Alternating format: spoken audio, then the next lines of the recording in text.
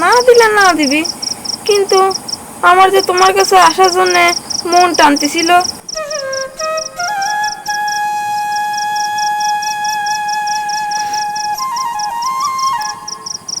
মেলা রোদের মধ্যে পুরে পুরে কাম করতে তোমার মেলা কষ্ট হয়, তাই না আব্বা? না মা, তা না, আমার খালি তোমার কথা আর স্কুলের কথাই মনে পড়তেছিল। আলামিনের মা, তুমি আমার ধরে নিয়ে যে রাস্তার মোড়ে একখান থাল হাতে বসাই দিয়েছো।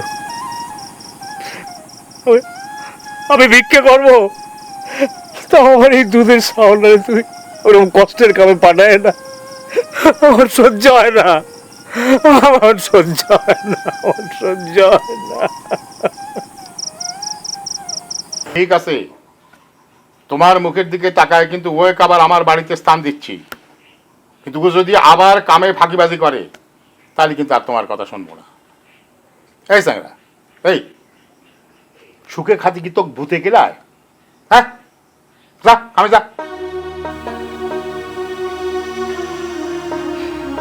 লেখাপড়ার মাথা অনেক ভালো আছিল তো, হঠাৎ করে স্কুল কামাই দিছে, ভুলবে পারে না। আস্তে আস্তে সব ঠিক হয়ে যাচ্ছে। দেখো, ঠিক হলে ঠিক, না হলে তো আমার কিছু করার নেই। আমার কথা আমি কয়ে দিচ্ছি, এখন তুমি যাও।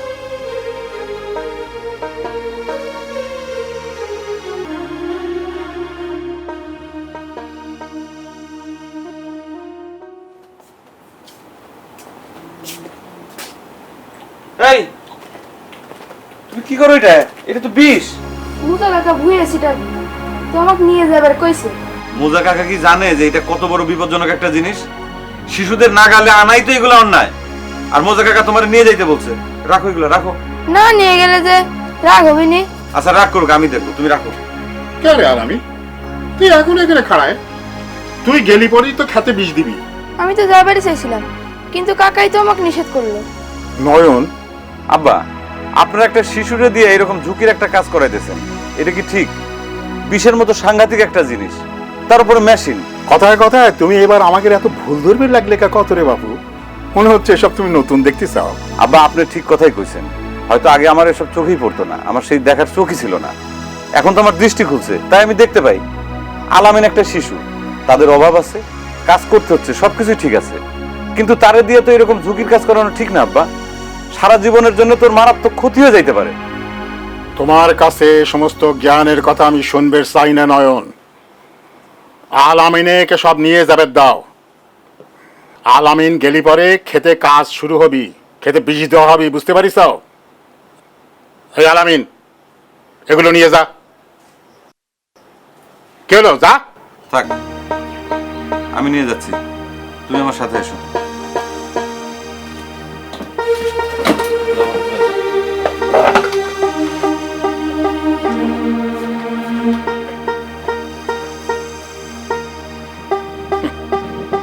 এতদিন ধরে সকলে সব করতেছে, কারোর কোনো ক্ষতি হইল না। আজ উনি ক্ষতির হিসেব খুলে বইছেন।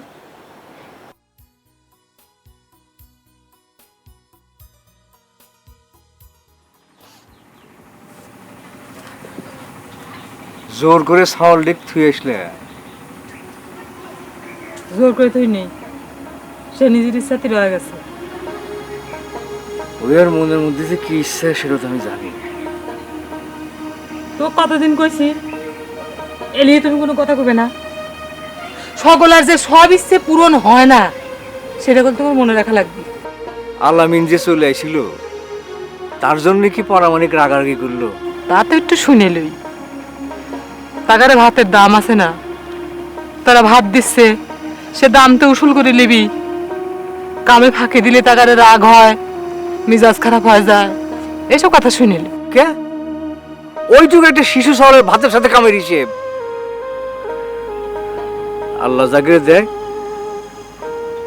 তারাই মনে হয় বেশি হিসেব করে। আমার আলামিনের বয়সী, তারও তো একখান সওয়াল আছে। আমার বেটার মুখের দিক চাহে কি একটা বারে যদি তার বেটার কথা মনে হয় না? মনে যদি না হয় তাহলে কি তুমি জোর করে মনে করাবে? তুমি কতদিন কইছি এসব নিয়ে তুমি কোনো কথা কবে না? আমার মেলা কাম, আমি এবেলা রাই শুরু হবো না।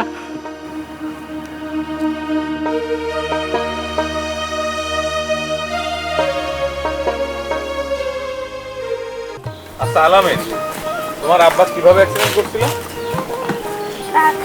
রিক্সা দিয়া হাত ধরে আসতেছিল ট্রাকের সাথে, সকলে তো করছিল বাথরুমে। ও, তুমি জানো কোন ক্লাসে পড়তা? আপনি তো আমাকে বিষ দেওয়া মেশিন নিয়ে যাবার দিলেন না, মোজা কাকা দেখলে অনেক রাগ হবি নি। দেখি না কি রাগ হয়।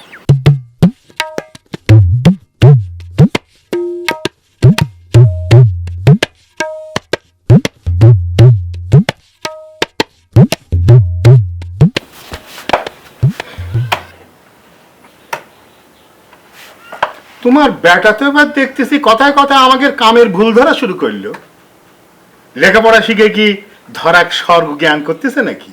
তো ও তো রাগ হচ্ছে গা, কি করেছে নয়ন? আরে ওই যে আলামিন, তাক দিয়ে কাম করায় নাকি আমরা অন্যায় করতেছি, তাই নিজে বিষের বোতল আর ওই মেশিনটা ঘাড়ে করে নিয়ে খাতের দিকে রওনা দিল। তাই নাকি?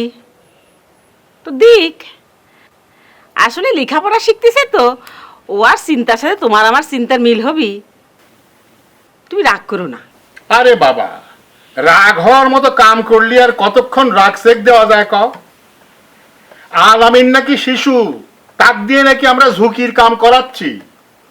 আরে বাবা, আমার বাড়িতে কাম করতেছে জন্যই তো ওই পেটে দুটো ভাত যাচ্ছে নাকি?